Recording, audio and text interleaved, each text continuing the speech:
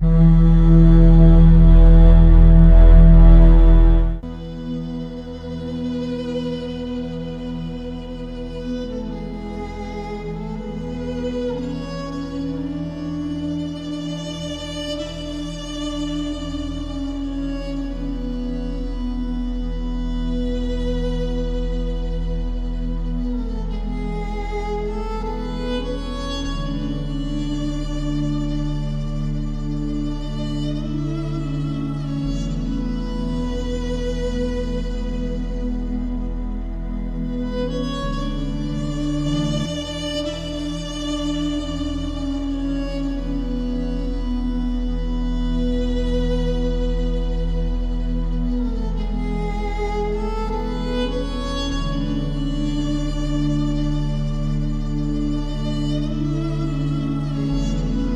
panahong iyon, nakita ng mga tao si Jesus sa ibayo ng lawa ng Capernaum at kanilang tinanong,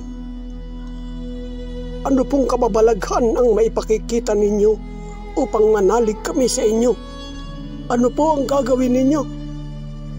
"Ang aming mga magulang ay kumain ng mana sa ilang ayon sa nasusulat. Sila'y binigyan ninyo ng pagkain mula sa langit." Sumagot si Jesus, "Dapat ninyong malamang, hindi si Moises ang nagbigay sa inyo ng pagkain mula sa langit, kundi ang aking Ama. Siya ang nagbibigay sa inyo ng tunay na pagkain mula sa langit, sapagkat ang pagkain bigay ng Diyos ay yaong bumaba mula sa langit at nagbibigay buhay sa sanlibutan." "Ginoo, bigyan po ninyo kaming lagi ng pagkain iyon." "Ako ang pagkaing nagbibigay buhay.